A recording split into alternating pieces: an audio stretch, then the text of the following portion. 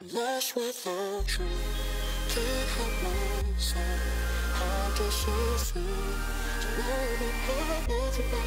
Lost without. Bonjour. Alors déjà, qu'est-ce que je fous là? Je ne suis plus dans mon appart, je ne suis plus sur Melbourne dans le centre. En fait, on a emménagé chez une amie pour les 2 dernières semaines avant de partir pour la suite de notre voyage. Les raisons, c'est qu'en fait, ça nous fait économiser 800 $, donc c'est pas rien, c'est à peu près 500 €. C'est pour ça qu'on est là. Maintenant que ça c'est passé, aujourd'hui c'est peut-être étonnant mais je fais une vidéo en français parce qu'on m'a beaucoup demandé comment j'ai fait pour avoir ce niveau d'anglais. Du coup je me suis dit que j'allais faire une petite vidéo pour essayer d'expliquer comment j'en suis arrivée là et qu'est-ce que je recommande pour vous améliorer en anglais. Et j'espère qu'un jour avec ces petits conseils vous allez pouvoir avoir assez confiance en vous pour vous lancer, parce que l'anglais c'est surtout ça, c'est une fois que vous êtes lancé que vous vous rendez compte qu'en fait on vous comprend très bien et il faut pas avoir peur. Alors du coup je vais commencer par mon parcours. Au lycée et au collège, j'étais vraiment pas la meilleure en anglais, j'étais pas très bonne. J'ai pas vraiment de raison, c'est juste que ça m'intéressait pas plus que ça, je faisais pas forcément attention. J'ai eu plusieurs passions qui, donc vers la fin du lycée, début de l'université ou même courant de lycée, qui m'ont forcé à être exposée à l'anglais, donc j'ai eu cette chance entre guillemets. J'étais passionnée par l'Asie, le Japon et la Corée surtout, et beaucoup d'émissions que je regardais donc en coréen ou en japonais avaient des sous-titres en anglais. Je ne sais pas si vous connaissez la série Band of Brothers, mais j'ai regardé ça et j'ai cette passion pour cette compagnie, la 101e, et les vétérans qui en faisaient partie. Du coup j'ai acheté le livre sur lequel était basée cette histoire et je ne l'ai pas trouvé en français. Du coup je l'ai acheté en anglais, donc il n'est pas ici mais j'aurais aimé vous montrer qu'en fait dans ce livre, pour peut-être le premier chapitre, il y a plein de crayons papier partout pour les mots, pour la traduction, etc. et tout, parce que je copiais rien, j'avais zéro vocabulaire, j'étais pourrie, mais une horreur. Donc du coup c'est vraiment comme ça que je me suis lancée et que j'ai commencé à absorber de plus en plus de vocabulaire. Donc à la fin du lycée, c'était ça mon niveau. J'allais partir en licence de coréen, parce que oui j'ai fait une licence de coréen pendant 3 ans, et mon anglais était caca. À l'oral, j'étais terrorisée à l'idée de parler anglais, je bégayais, j'étais impossible de faire une phrase, j'avais un accent à couper au couteau, c'était une horreur. Ce qui a changé ça, c'est qu'en fait quand je suis partie de chez mes parents, à 17 ans, j'ai aménagé toute seule dans un appartement, et je me suis retrouvée avec énormément de temps libre. Je bossais énormément pour la fac, mais tout le reste du temps, je faisais pas grand chose. Et je regardais beaucoup de vidéos YouTube de gens qui jouent à des jeux vidéo, d'accord? Donc du coup je me suis dit, punaise, moi aussi j'aimerais bien jouer aux jeux vidéo, mais si je gaspille mon temps pour un loisir comme ça, autant que ça me serve à quelque chose. Et donc j'ai décidé de jouer aux jeux vidéo, mais qu'avec des anglais. J'ai cherché sur internet des serveurs américains ou anglais pour ne parler qu'anglais. Donc à l'époque je jouais à Minecraft, je suis tombée sur un serveur américain où j'y ai joué pendant 1 an et demi, et en fait la première fois qu'on m'a lâché donc sur le système de messagerie vocale avec ces américains qui étaient tous aussi plus de 18 ans, entre 18 et 50 ans, donc c'était des gens assez matures, il n'y avait pas de soucis. Première fois qu'on m'a lâché sur ce serveur, en fait ils étaient 15 connectés et il fallait que je parle. Ils m'ont dit ah, bah vas-y présente-toi machin. Douleur à l'estomac, panique totale, et là je sors mon magnifique hello, my name is Marie, I'm French, sorry my English not really good. Et c'était ça mon niveau à l'époque, à l'oral. J'étais une sous-merde, enfin désolée hein, mais vraiment, je stressais, le stress était tellement énorme que ça m'empêchait de parler. Que ces gens-là m'ont mis énormément en confiance et m'ont dit non mais t'en fais pas, enfin si jamais on comprend pas on te le dira, mais tu parles, enfin tant qu'on arrive à comprendre, il n'y a pas de souci. Et en fait, je suis restée sur ce serveur pendant 1 an.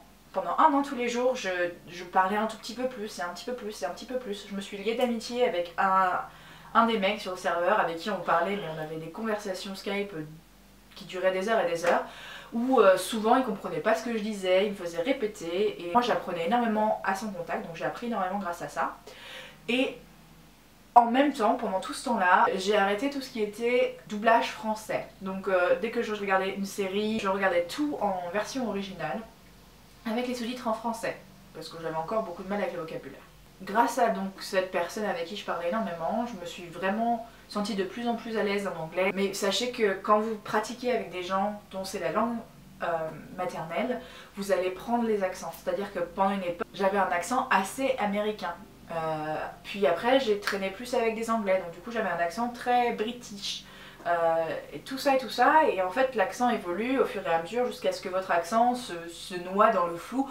Aujourd'hui, je trouve pas que je sonne très anglaise ou américaine ou quoi que ce soit, on va dire que j'ai mon propre accent qui est un mix de tout ce que j'écoute, parce que je vous verrai par la suite, je vais vous faire une liste de youtubeurs que je regarde en anglais et que j'ai toujours regardé, et vous allez comprendre que mon accent vient de toutes ces influences là. C'est venu naturellement pour moi, donc je pense que ça vient naturellement pour tout le monde. C'est qu'au fur et à mesure d'entendre des sons et des façons de prononcer des choses, vous allez le répéter de la même manière. Donc du coup l'accent est venu très très vite comme ça. Donc là on est arrivé à la fin de ma licence, donc à la fin de ma licence de coréen, donc en 3 ans on va dire, je me débrouillais très bien en anglais. J'étais aisée à l'oral, il n'y avait pas de soucis. Par contre à l'écrit et ma grammaire, c'était une catastrophe. Parce qu'il faut savoir que quand vous parlez beaucoup avec des gens, c'est comme chez nous en France. Il y a des gens, ils parlent très bien à l'oral, mais alors à l'écrit c'est des brels. Et bah les anglais c'est pareil, il y en a certains à l'oral, ils ont une aisance qui est superbe, mais à l'écrit c'est des brels. Donc du coup j'avais tendance à prendre des mauvaises habitudes, à faire des contractions, genre dans le sens, avec les Américains par exemple, I'm gonna, bah pour moi je pensais que c'était un mot qui existait, alors que c'est une contraction à l'oral de I'm going to. Et donc du coup j'ai commencé à faire énormément d'erreurs comme ça, à écrire des choses à l'écrit qui ne s'écrivent pas, et c'était une cata en fait, une vraie cata. Je voulais soit partir à l'étranger, soit intégrer un master 100% en anglais, parce que j'avais peur de perdre ces 3 années de travail entre guillemets, non parce que je joue aux jeux vidéo. Ces 3 années j'avais peur de les perdre et de perdre mon niveau en fait. Donc du coup je suis entrée dans un master de marketing international 100% en anglais à Paris, à l'ESCE, avec lequel j'ai fait un échange en Corée du Sud. Et en Corée du Sud, j'ai aussi parlé pas mal anglais. J'ai matché sur Tinder à l'époque, oulala, avec pas mal d'Américains, beaucoup d'Américains, quelques Anglais, et donc du coup ça me permettait de traîner avec eux. Ensuite, donc durant mon master et pendant mon voyage à l'étranger, je me suis liée d'amitié avec énormément d'étrangers. Donc une espagnole surtout, Claudia, une allemande, Simona, plusieurs espagnols, il y a aussi Ramon, il y a plein de monde en fait. Et ces personnes-là n'avaient pas forcément un niveau d'anglais énorme, mais comme moi en fait, j'avais encore mon accent français, c'était des petites... on se démerdait en fait, on arrivait à se comprendre, et en pratiquant les uns avec les autres, bah, le niveau augmentait, etc. Et surtout, ça habitue votre oreille à vous faire à différents accents. Parce que comprendre l'anglais, un type d'anglais, l'anglais qu'on vous apprend à l'école, qu'on entend sur les enregistrements, c'est bien. Mais être capable de pouvoir entendre comprendre plusieurs personnes qui parlent dans plusieurs langages, c'est beaucoup mieux. Après, c'est encore plus simple d'apprendre avec des gens qui apprennent aussi. C'est-à-dire que un espagnol ou un allemand qui apprend l'anglais, qui est à votre niveau, et ben va aussi voir même mieux vous apprendre que quelqu'un qui a la langue natale. Voilà, j'en étais donc en Corée du Sud où j'ai énormément appris auprès de ces gens et de ces amis que je me suis fait. Et je pense qu'on a tous appris les uns des autres. Donc en revenant de Corée, j'ai atterri dans un lycée en tant que surveillante. Super expérience, franchement j'ai eu des élèves géniaux, j'ai vraiment eu aucun problème. C'est là que vraiment en fait mon progrès m'a frappé à une claque en plein dans la tronche en fait. Parce que ma professeure d'anglais du lycée était toujours dans ce lycée-là, et un jour elle m'a entendu parler anglais et elle est venue me féliciter. Et c'est là que je me dis merde. Ah ouais, en fait je viens de loin. J'ai pas eu vraiment l'impression d'apprendre ou de me forcer à apprendre, ça a été une expérience vraiment fluide et quelque chose de vraiment sympa en fait ces 5 dernières années. Et donc du coup aujourd'hui, je suis assez fière de mon anglais, honnêtement. Et je fais cette petite vidéo, donc tout ça là c'était mon parcours, mais maintenant je vais vous donner des petits trucs et astuces, donc j'en ai déjà parlé mais je vais vous les mettre plus en avant, pour justement que vous aussi vous puissiez vous améliorer sans que ce soit vraiment quelque chose où vous asseyez sur vos fesses et puis oh mon dieu, faut que j'apprenne. J'ai oublié de mentionner plutôt que pour entrer, parce que du coup j'ai un fil de pensée et puis je le perds, mais que pour entrer dans mon master à l'ESCE, il a fallu que je passe un test d'anglais pour entrer dans l'école de commerce.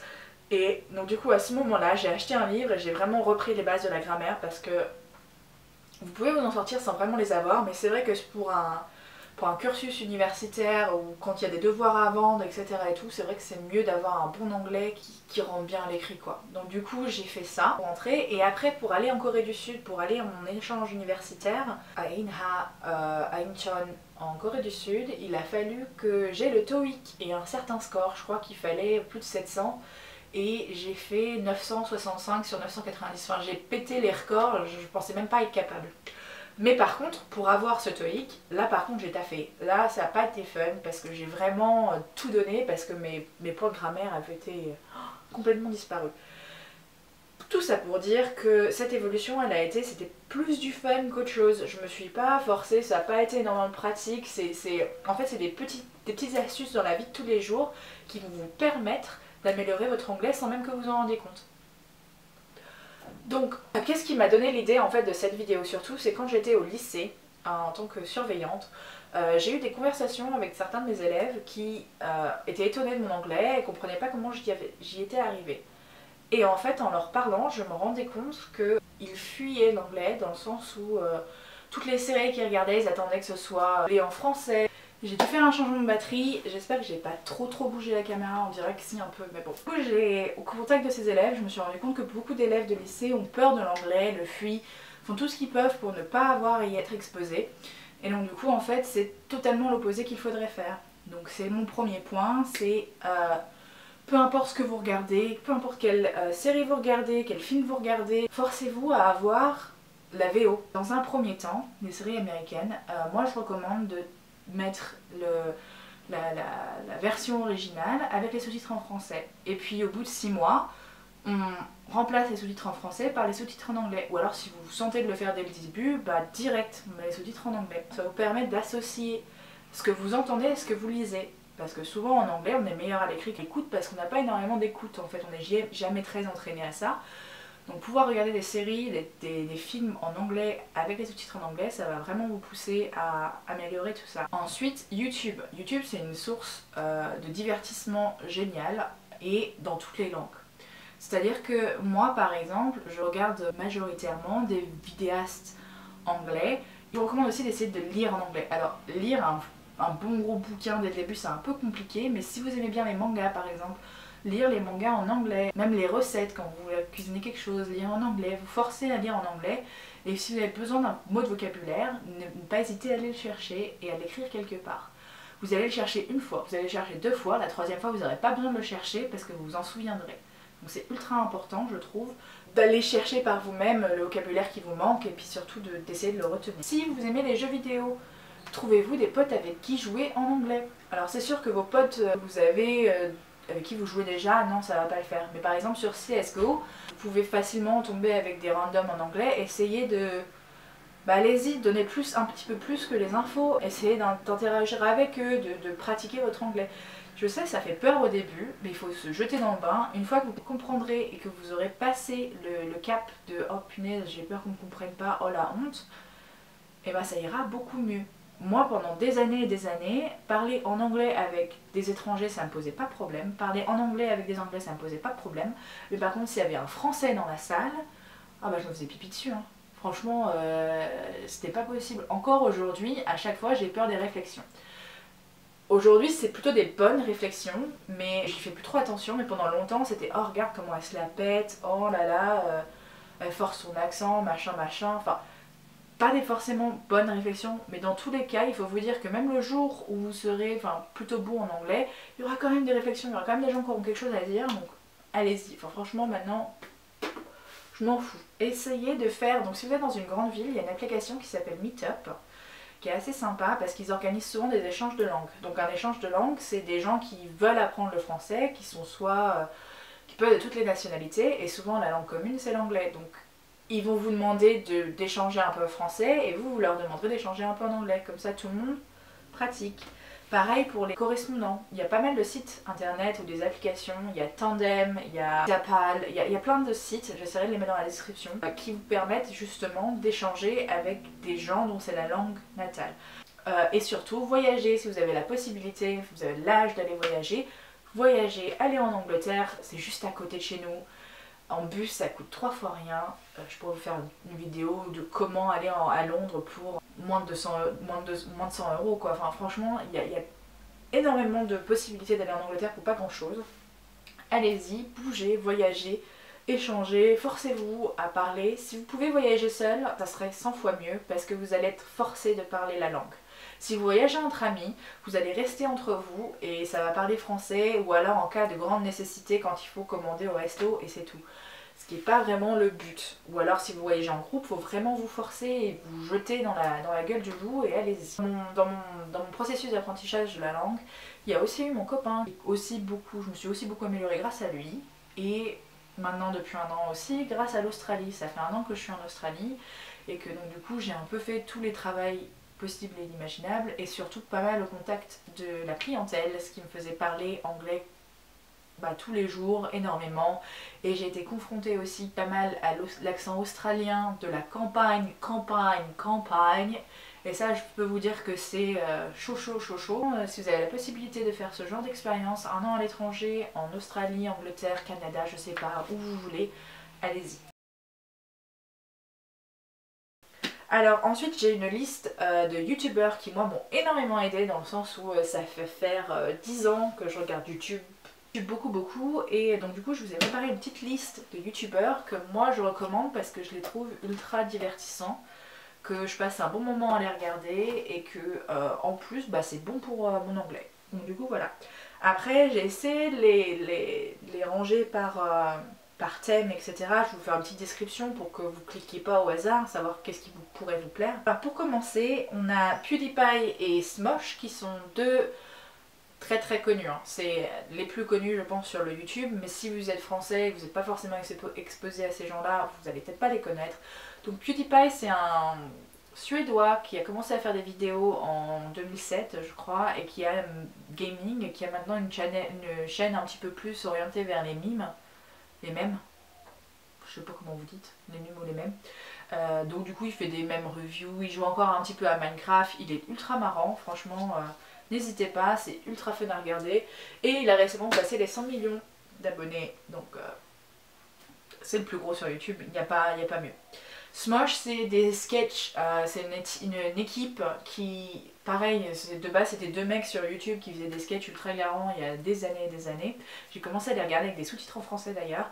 Je sais pas s'ils sont toujours disponibles, je pense que oui. Les grosses channels, vous avez souvent les sous-titres français disponibles, donc allez-y, franchement n'hésitez pas. Eux en ce moment ils ont un show qui me fait vraiment marrer, c'est Try Not To Laugh, où en fait chacun leur tour ils sont sur une chaise, ils se mettent plein d'eau dans les joues et puis les 5 autres essayent de faire rire la personne du milieu. C'est débile mais c'est vraiment sympa. Ensuite j'ai des chaînes de voyage parce que du coup je suis très orientée voyage comme vous l'avez vu, et surtout j'ai une grosse passion pour la Corée. Donc du coup les 2 des youtubeurs que je vais mentionner là maintenant étaient plus orienté Corée. Il y a eu des changements récemment. Oui, deux filles, il y a Peyton and Chen qui sont 2 filles qui sont en Corée en tant que professeurs d'anglais et ils sont depuis 2 ans je crois de mémoire. Elles font des petites vidéos très intéressantes au sujet de la Corée où elles vous racontent un petit peu leurs aventures et la culture coréenne, donc c'est très intéressant. Je recommande énormément. Après il y a Simon and Martina, et je crois que c'était Itio Kimchi à l'époque. Donc ils vivaient en Corée du Sud, aussi professeurs d'anglais. Maintenant ils sont au Japon, mais c'est pareil, c'est ultra intéressant. Ils vous en apprennent plein sur les cafés japonais, différentes cultures japonaises. Ils sont vraiment intéressants. Et après on a Shut Up and Go, des Américains qui voyagent énormément. Ils ont créé une chaîne de voyage il y a quelques années et qui a explosé. Maintenant c'est des vrais businessmen et ça parle un peu de tout. C'est-à-dire qu'ils sont toujours sur le voyage, sur les langues, parce que ils ont tous les 2 appris énormément de langues. Donc ils vous en apprennent plus sur comment retenir ces langues et etc. et tout. Jenna Marbles, donc elle c'est pareil, c'est une nana qui est sur le YouTube Game depuis des années et des années. Elle fait énormément de vidéos et qui ont ni queue ni tête. C'est ultra marrant à regarder une fois que vous connaissez le personnage. Donc allez-y, allez-y sans appréhension, enfin tentez et voyez ce que ça donne. Après il y a Julian Solomitan, donc ça c'est son copain à elle, il fait pas mal de vidéos de cuisine récemment, il a commencé à faire ça, ainsi que des vlogs. Il est ultra marrant. Je trouve qu'ils ont tous les 2 un anglais qui se comprend très facilement, c'est un anglais américain. Pas d'accent très compliqué. Après Shane Dawson, donc pareil, qui est sur le YouTube Game depuis 10 ans. C'est aussi un très gros du YouTube Game puisque récemment il a fait des émissions d'1 heure sur le Makeup World, donc le monde du maquillage et de YouTube, et notamment sur Jeffree Star.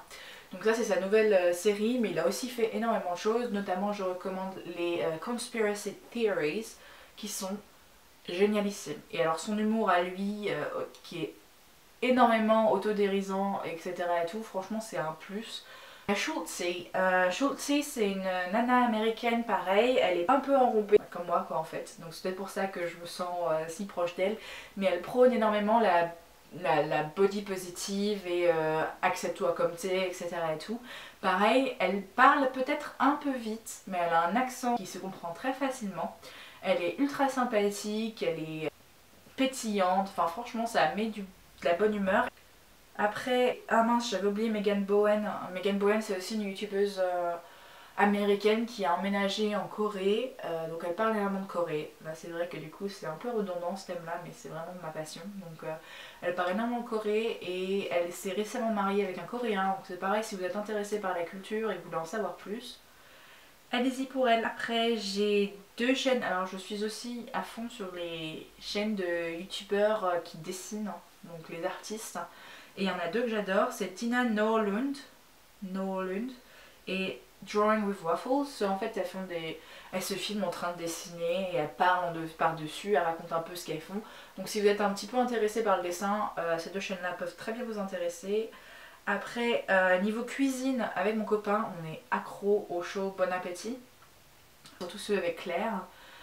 Franchement, c'est génial. Après, j'ai un petit coup de cœur pour Kiki and Baby J. Donc, c'est Keren et Kwa. Donc, c'est un couple américain qui vlog tous les jours leur petite famille. Donc, je les suis depuis le 2e bébé, depuis avant la naissance du 2e bébé, donc de London. Et du coup, bah, c'est un petit peu mon petit péché mignon. Quand j'ai un petit coup de blues, bah, je prends une glace et puis je la regarde. Je sais pas ce que vous regardez sur YouTube habituellement, mais au lieu de regarder Amixem, je suis désolée, hein, Amixem il est génial aussi, je le regarde, hein, mais au lieu de passer 10 heures à regarder Amixem, peut-être que vous devrez, je déteste, je suis désolée pour ça, l'anglais qui sort tout seul, je suis désolée.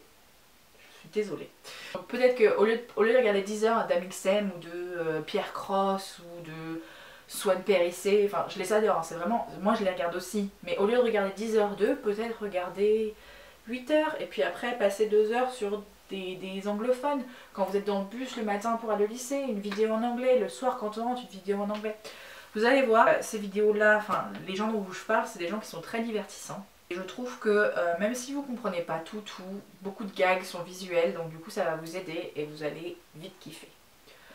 Donc voilà, donc c'est beaucoup de blabla. Cette vidéo, je pense qu'elle sera beaucoup moins éditée que celle que j'ai fait avant.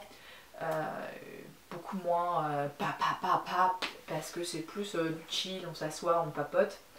J'espère que ça servira à quelqu'un, plusieurs personnes, j'espère que vous comprendrez un petit peu mieux d'où je viens et que bah, l'anglais ça vous tombe pas dessus en vrai. J'ai beau dire que c'était facile et que j'ai appris en m'amusant, c'est quand même quelque chose qui a pris énormément de temps ces 5 dernières années de ma vie. Donc voilà, si l'anglais ça vous passionne vraiment, si vous voulez voyager, c'est obligatoire en 2019 de parler anglais. Je suis désolée si vous vouliez pas entendre ça, mais c'est vrai que l'anglais ça vous sauve la vie, peu importe le pays où vous allez. C'est-à-dire que j'ai passé en Corée du Sud, je parle coréen un petit peu, c'est vrai qu'en Corée du Sud, le coréen ça m'a beaucoup aidé, mais l'anglais ça a quand même été mon filet de sécurité. C'est-à-dire que quoi qu'il arrive, il y avait quand même l'anglais pour se rattraper et donc je pense que c'est ultra important. Je pense aussi que ça ouvre énormément de portes aujourd'hui. Je vous ai donc donné mes petits tips qui je pense vous aideront à vous améliorer de manière sympathique. Sinon vous pouvez me regarder mes vidéos en anglais. Je pense continuer à faire certaines vidéos en anglais, certaines vidéos en français. On va aller voyager bientôt et du coup j'aimerais bien faire un système de vlog ou sous format vlog de nos aventures en Corée du Sud et en Thaïlande. Donc ça va sortir. Vu que mon copain est en anglais, je me vois pas trop parler français H24 devant la caméra. Donc je pense que ces vlogs là seront en anglais. Mais c'est un peu au feeling en fait. Si cette vidéo là vous intéresse énormément et que la majorité des gens qui regardent sont français, bah peut-être que je partirai sur du français. Donc en fait ça dépendra du retour de cette vidéo. Donc si vous kiffez, si vous voulez me voir parler en français, si vous trouvez que c'est mieux, eh bien dites-le moi en fait, mettez un like ou venez sur Instagram et dites-le moi. Franchement je fais ça pour m'amuser mais je fais aussi ça pour que ça serve à quelqu'un. Donc si vous trouvez ça plus sympa que ce soit en français, moi je me sens beaucoup plus à l'aise en français honnêtement. Mais c'est vrai que ça m'aide à m'entraîner à l'anglais, ça m'aide à avoir un discours un petit peu plus fluide. Même si vous avez vu le nombre d'édits que je fais sur mes vidéos, c'est parce que je me plante sur un mot sur deux. Et là je m'en rends compte, je m'entends et ça me rend ouf. Donc c'est pour ça, il y a beaucoup d'idées. Donc en français ça irait beaucoup. Ça serait plus simple, mais ça va un petit peu à l'encontre de tout le sujet de cette vidéo. Donc si vous voulez juste que je le fasse en français parce que c'est plus facile pour vous, bah non, hein. C'est pas ça qu'on a dit. Pensez à me laisser des petits likes si vous avez aimé ce que je viens de raconter, si vous avez été jusqu'ici, parce que je pense qu'elle va être bien longue cette vidéo. Je crois que j'ai 3 fois plus de rush que je n'ai jamais eu. Donc laissez-moi un petit like si vous avez kiffé. Dites-moi dans les commentaires si vous préférez la version français ou moi en anglais. Et puis abonnez-vous, ça coûte rien. Et puis comme ça vous verrez encore plus de vidéos en anglais ou en français, on verra ce que le futur nous réserve. Et ça vous permettra de vous entraîner. A plus!